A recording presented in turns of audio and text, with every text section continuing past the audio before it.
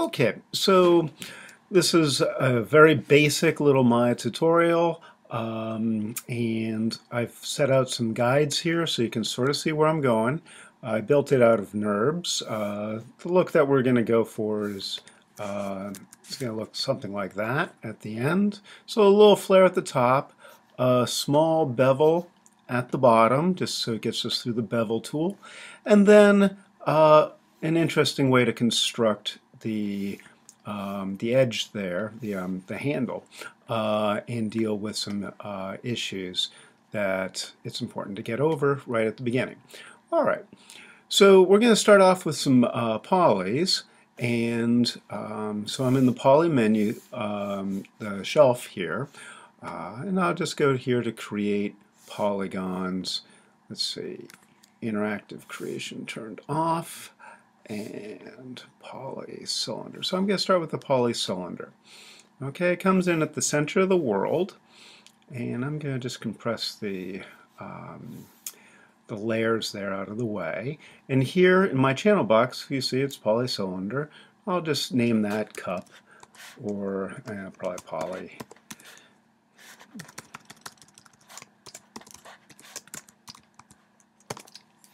Okay, and I'm going to go down here to the inputs and open that up. This is an important little tab. This is where we do our first sketch of what we're going to build. All right, so I'm going to change the radius here. This is really only good for the first few moments as I build something. All right, I'll change the height. Okay, I've just grabbed the move tool by using W on the keyboard and move that up, and I'll shrink that down a little bit. There we go. So that's pretty good. I'll sort out the top in a few minutes. Okay. And then, let's see, I keep going. So the radius and heights, they're pretty straightforward. The subdivisions along axis, so that's how many times it goes around. So, you know, for something like this, probably 24 is good. I don't know, I try to keep it base 6 on those for some reason. And I'll set the divisions in height to 5. And let's see, is that good? Yeah, okay.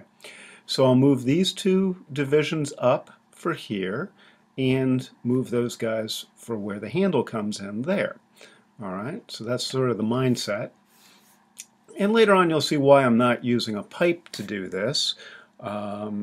But for right now, just trust me. And so I'm going to now say the cut subdivisions for cap. All right, so that gives me one going around there. Let's change that to 3. So now I have 3 subdivisions there. That seems to be workable. Okay, a little heavy on the bottom, but that's okay. So there we are. So I've sketched it in, and that's all that this poly cylinder node here is good for. As soon as I start modifying things, I don't go back to this. It'll screw things up. Okay, so I'm going to pop to one of the side views. Okay, so I'm in the side view now. I can see my handle out to the side, or my curves that sketch it out where it's going to be. And I can start modifying things here by going into component mode. So that's F8 on the keyboard, or I'm just going to hit the button there. And there's several ways I can select things. Up here at the top we have selection by points. This is for UVs, and let's see, this is for edges, more on that in a bit, faces, hulls, which don't count on polys. So, and this is for pivots, and this will come to later. It's for selection handles, and this is for the orient axes. More on that later in the course. Righto, so I'm in the side view, which makes it easy for me just to drag a box and move a row of these guys. Is there another way to do that? Yes, but starting simple here. So I'm really just going to select a box like that, and if we just pop over to the perspective view, you see how I get a perfect selection. If I try to do that in this view, I can accidentally get some stuff on the backside that I don't want. So going into the side view here just speeds things up. Okay, so I'll move that guy up to about there. Slide him up to the top of the handle because I want to make a space where I can get this handle attached. All right, so okay, so that's pretty good. So now we have the base of this thing coming along. Okay, we've figured out where the handle is going to come in, and good. Now I'm in component mode. I'm just going to change and turn off the selection for the points, and I'm going to turn on the selection for edges. Okay, now if I leave the selection for points on and go to selecting edges, it sort of turns a brown color there, which then means I can't select points, but it's still turned on. It gets very confusing for intro users. So I'm just going to make sure that's really turned off. And I'm going to go down and I'm going to select an edge here at the bottom. So I'm just going to put that bevel at the bottom, right? And so one of the new things in Maya in the last couple years is this. If I double click on that, you see how it zips all the way around? Oh, that's wonderful. That really saves a lot of work. So it used to be another button to do it, but just to have it right there where I can click it, love that. So once again, nothing selected. I say, hey, this is the edge I want. I double click on the edge. Oops, got one on the back side. Okay, so yeah. All right, so make sure I get my selection just right, and there we go, all the way around. Okay, so make sure I'm in the poly menu set, and I'm going to go to Edit Mesh and Bevel. Okay, and I just run the bevel tool. I typically just run it. It gives me something horrible, and then I modify it. So over here in the inputs, see there's my poly cylinder, which I'm not using anymore. The poly tweak is the individual moves I made, and then up here we have the poly bevel now. And so I can change the offset and say, hey, give me less. All right. I can also say, hey, give me more segments. So 2 and 3, you know, or a bunch. A little overkill there. So I'll just take that to there. So that gives me just that nice rounded edge at the bottom. And so it catches the light once we get the texture on there. All righty. Next, let's see, the top section here. Okay, let's double click on the edges again. All right, so I've grabbed this inner ring here by double clicking, and I'll just switch to my scale tool, which pops up in the center of the selection, and I can just scale that out. That's handy. Okay. I think we'll bring that up in a moment, and yeah, because I'm going to want a division here and then a division there. So we're going to have to, we'll pull that up and we'll push this section down. All right, and you know, mainly just to use the same tool twice. Okay, so I'm going to want to select the outer edge here. Okay, so I'm going to change my selection from edges to face. Okay, and I'm just going to hold down Shift and quickly hop around and grab all these guys. There are several ways to select things, and one of the big things you got to practice in your first couple weeks is your selection skills and thinking about selections, because there's lots of great ways to do it efficiently, but they come with time. All right, so I'm going to use the extrude tool. All right, and the extrude tool, always you want to select your faces first, then run the extrude tool. Okay, if you run the extrude tool, then select your faces, problems start creeping in on intro students. Now it'll also pull out edges, so I could get a paper thin edge if I select edge there and ran the extrude tool, and if I selected points, it would give me spikes. So it's a very handy tool, and so it's right here on our shelf, but I'll go and find it here under Edit Mesh, just because it allows me to make sure I have keep faces together is switched on. Okay, so now when I do the extrude, because that's on, it's going to extrude it up as one piece and won't give me sort of a castellated top part. Okay, so we'll just hit extrude there. And so I can then pull up on the move tool there. Okay, and we have a few other controls here, and so I can change the thickness. He says optimistically. And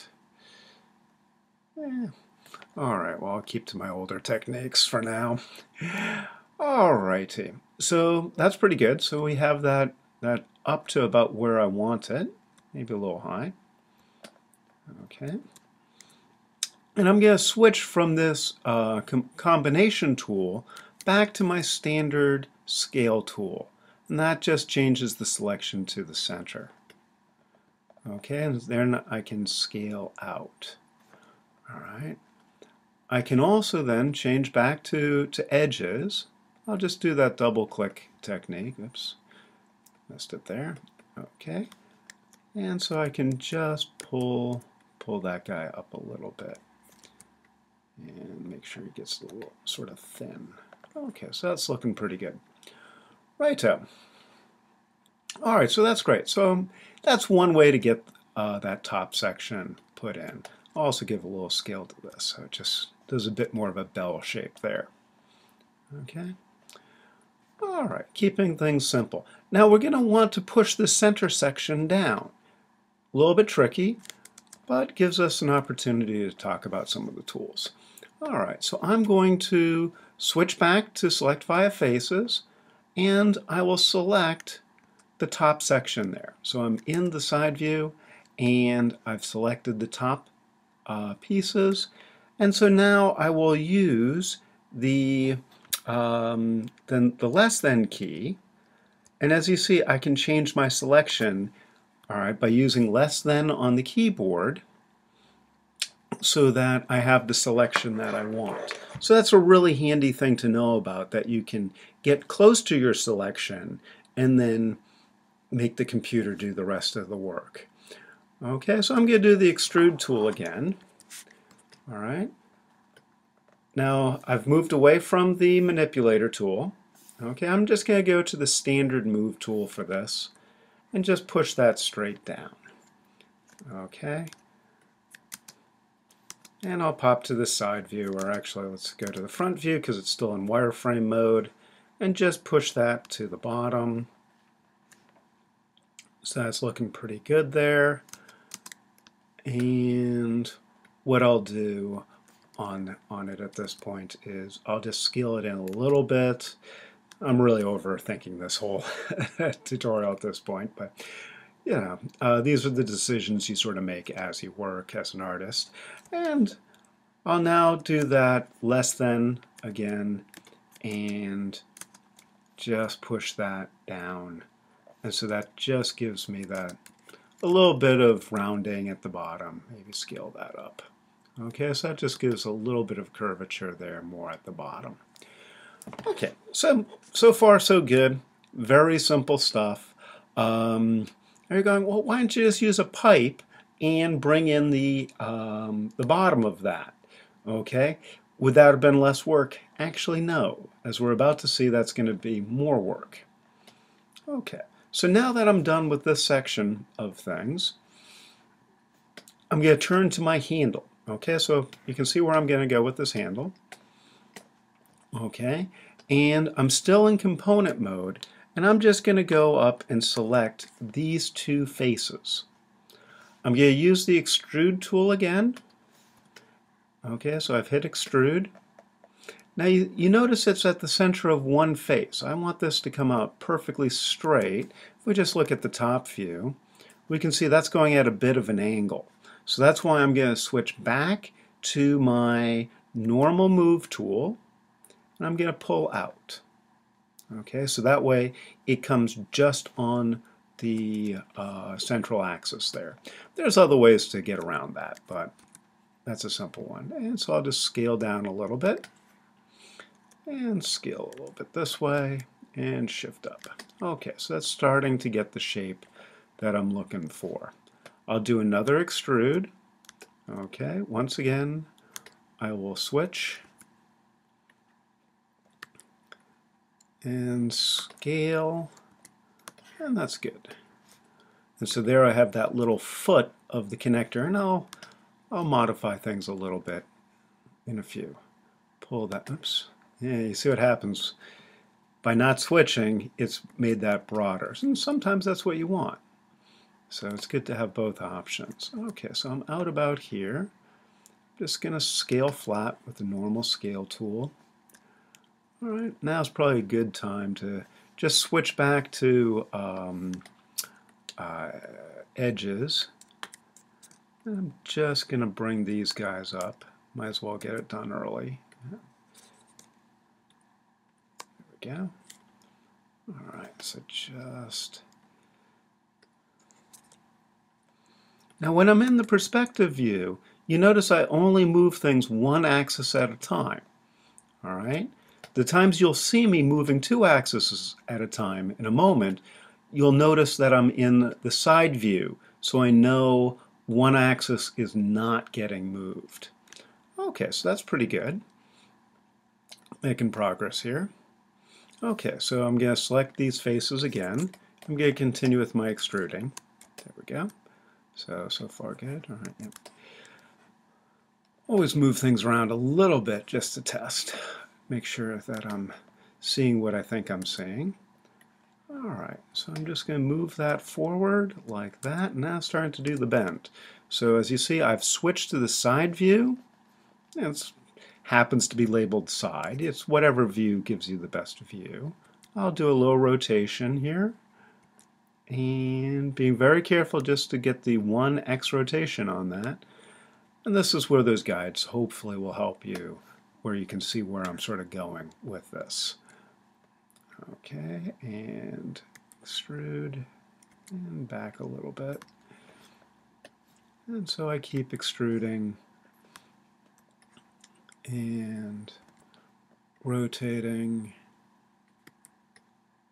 Yeah, so you see, I can move this around in two axes, but it's not skewing forward. Okay, so I only use the combi tool, all right, the center, in the side view because I get more control that way. All right, it's just more efficient. Okay, slide this down, rotate, and I'm using hotkeys here. Oops. Go back to the normal one. And so I'm just following, the sketch there. And now we're going to come to the tricky bit of combining these guys up. So, but as you see, I'm just using that extrude tool, and this is the main way you can get things done, is the extrude tool and the split polygon tool are really your starter tools to get just about everything you need done. Okay, we've seen the bevel, and all right. Okay, so that's pretty good. I will now go back to points, so make sure I turn off faces. And oops, you gotta just slide that straight up. Select all those guys, move them back a little bit, just giving myself a nice little foot there. All right, now I'll head back over to faces. Okay, and tricky. I've popped to wireframe just because I think I can see things a bit better, but maybe not. I need to do one more extrude. Alrighty, and so there. Now, how to combine these guys. This is why we didn't use a pipe. Okay, the first thing I'm going to do, and let's zoom in so you can see. You can see the guys I've selected. Yeah. Alright, I'm going to delete those, just using the delete key on the keyboard. I'm going to go to their counterparts over here and delete and delete. Okay, so far so good. I now have I have a hole here, and I have a hole at the end of this guy. If I select by edges here, you can, let's just widen that out. So, okay.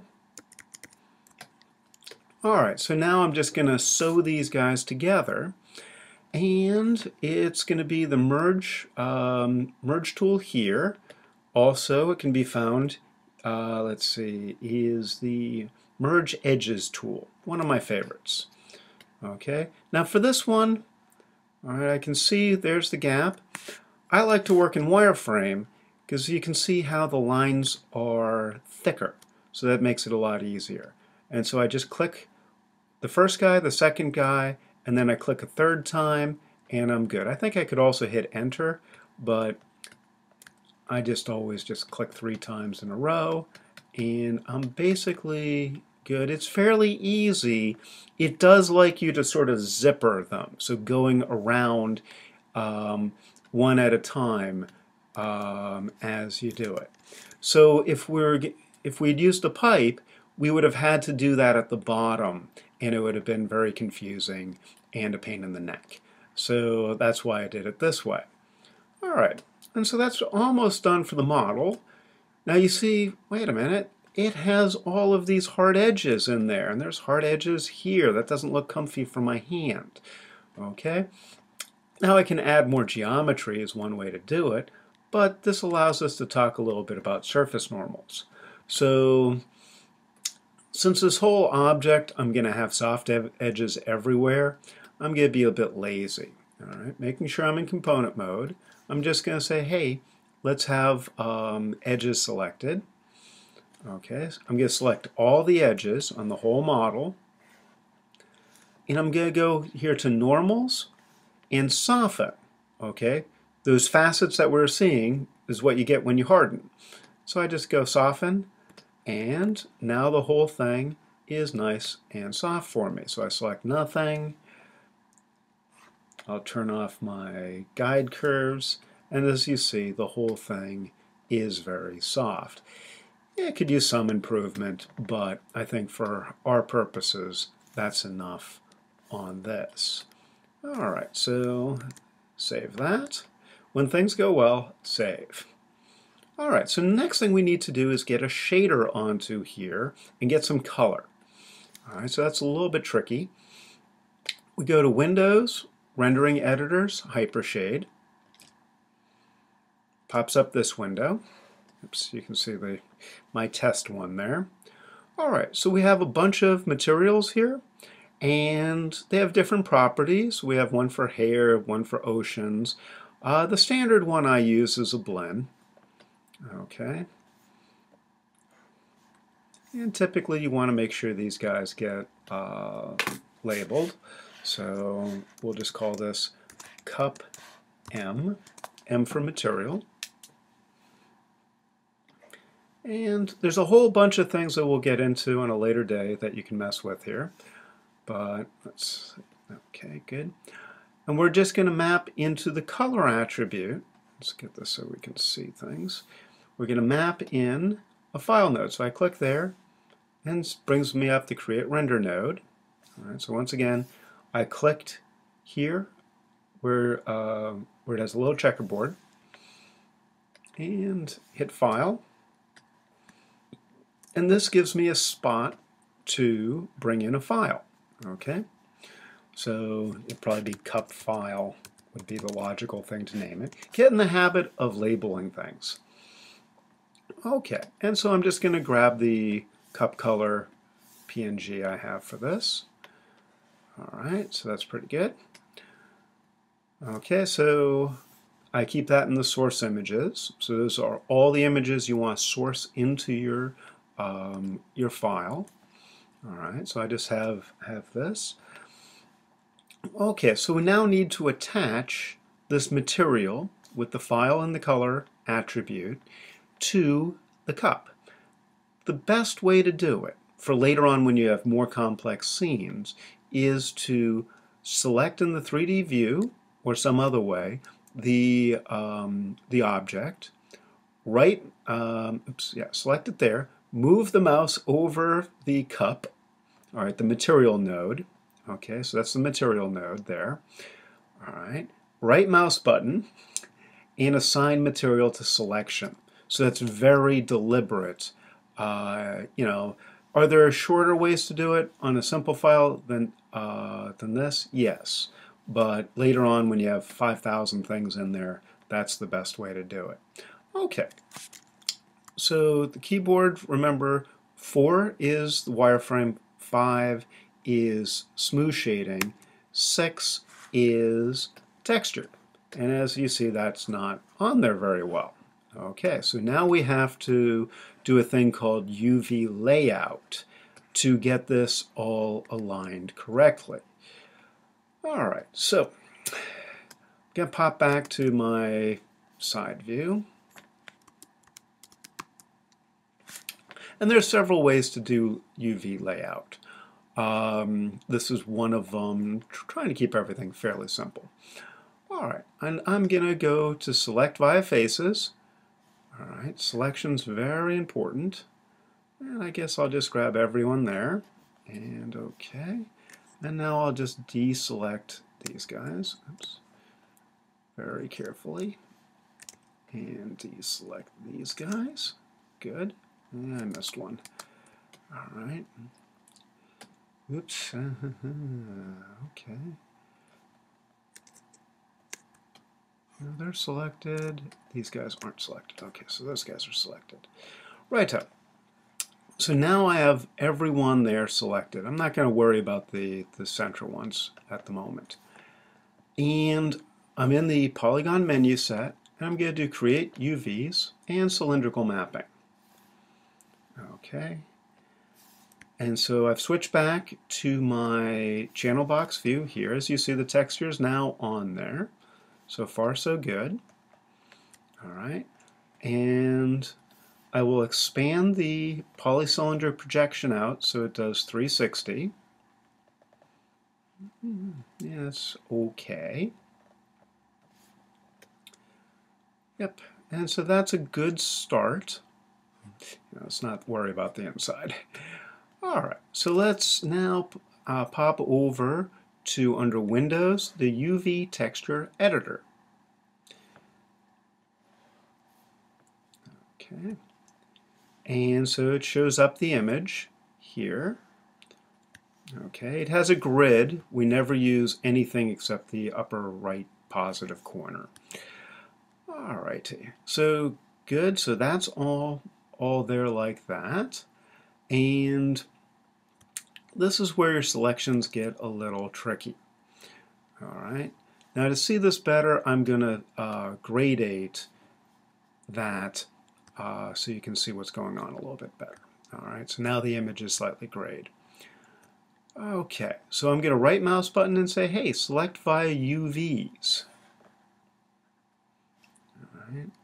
And so I will just select everybody there, like so. Grab my scale tool, make sure I scale proportionately, and move down like this. Okay, so watch over there and see what happens.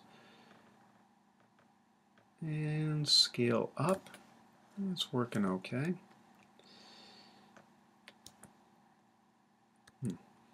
Worked a little bit better last time I tried this. Okay. Just goes to prove that this is definitely an art. Okay, so I'm just trying to get that edge up there at the top. Okay, so that's looking good. A little bit off there, which is not exactly the way things were when I set up the file, but seems I'm getting away with it. It's just repeating around to this part over here. So if I pop to the back here and keep going, this guy should see something popping through. Yeah, so there it is, duping over again as it hits itself. So if I just back that off, I can get away with it. Okay, so I'm actually using that little sliver twice. Okay, so that's doing pretty good. And normally I'd pull out the center section. But okay, so now I'm going to need to map the handle. Oops. Yeah. And yeah. Okay, trying to keep this simple. All right, so I'm going to make sure my selections are turned back. And actually, while we're here, the little round dot, this is for the UVs. The square one, that's for the verts. The verts are in yellow when you select them. Okay? When I select the UVs, they're in green. And to apply a map, I need to select faces. So I'm going to carefully just grab all the faces there. As you see, their UVs look horrible over here. And I'm just going to go to Create UV Maps, Planar Map. Okay, I'm going to say, okay, do it on the x-axis, is it? Nope, it'll be the z-axis. And hit Apply. Eesh. Yeah, that's not exact. All right, maybe it is the x-axis. So I just z'd back, okay, and say, hey, that's giving me what I was expecting. Okay, oops, got a few too many there. I could probably edit that, but all right, so I'm just going to scale these guys down like so.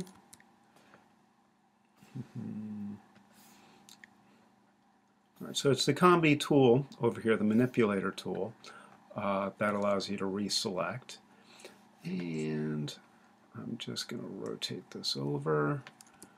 And now right mouse button, select UVs. And just move that up there out of the way. And so that's sort of what I'd planned in the texture that space to be for. Okay. I've also planned it to be the top and the bottom, so I could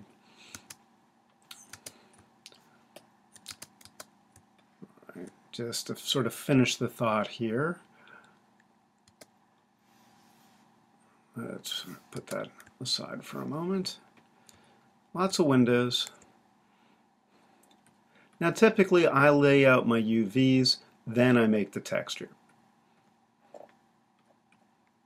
And we will save setting up the UVs that way for another day. Okay, so now I'm just going to use the greater than tool. And all right, so it's just greater than on the keyboard. Don't overthink these things. And I go to planar mapping, y-axis, and hit apply. So that gives me a planar map that way. Pop back to my UV texture editor and scale that. It does, holding down shift doesn't constrain that like Photoshop. I don't know why. It's bugged me for years. Okay, and so I do the same on the inside of the mug. All right, but that's the basics of getting your model made and getting a shader tossed onto it, having some control over where the shader ends up onto things. The UVs must be laid out. They must be dealt with on every single model. And more on shaders on another day, but that's enough to get you started.